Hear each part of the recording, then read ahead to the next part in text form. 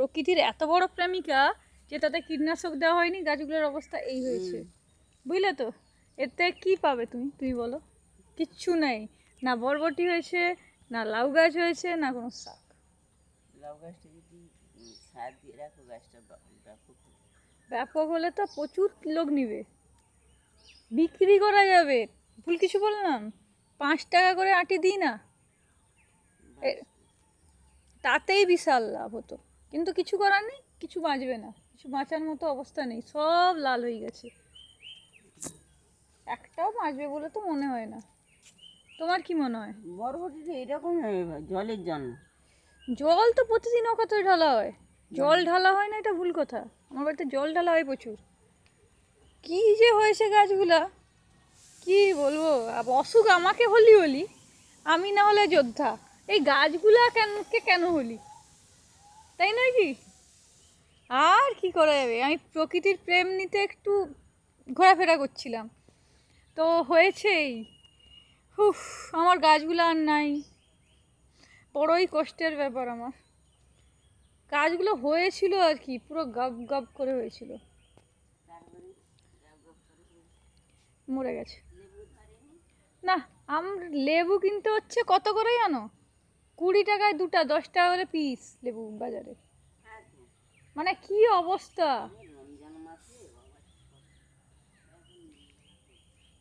একটাও লেবু নেই গেছে। নিম ফুল, সেটা আবার কি জিনিস? খাওয়া হয় নাকি? নিম গাছে যে ফুল হয়, খাওয়া হয়? হ্যাঁ আমাদের ভেঙে ওদিকে আমাদের বাড়ি ওর গাঁড়ি আমাদের গাছ। কি বলো, এখানে লাগালে অনেক কিছুই হতো।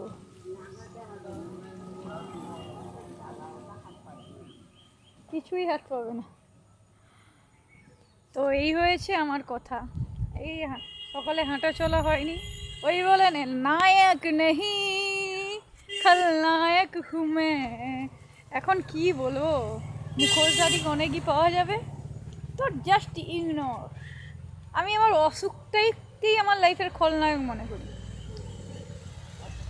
ক্যালকাটা সিটি অফ জয়, যেটা আমার ভালোবাসার শহর, যেখানে আমি পড়াশুনো করেছি, সেখানে সবাই ভালো, কিন্তু জানি না জীবনে দেখা হবে কি না।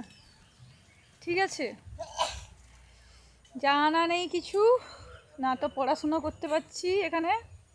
ও যে এরিয়ায় ছিলাম কলেজ স্ট্রিটে, ওটা একটা পড়াশুনোর অ্যাটমসফিয়ার ছিল, অস্বীকার করার মতো কিছু নেই। সেখানে রিল্যাক্স ছিলাম অনেক। হ্যাঁ, যাই হোক, আছি। আমি যদি অসুখের সাথে চ্যালেঞ্জ নিতে পারি, তো এটার সাথেও আমি চ্যালেঞ্জ নিতে পারি। যা হয় দেখা যাবে। লড়াকু, আমি লড়াকু। মাঝে মাঝে এই মার্শাল আর্ট শিখবো।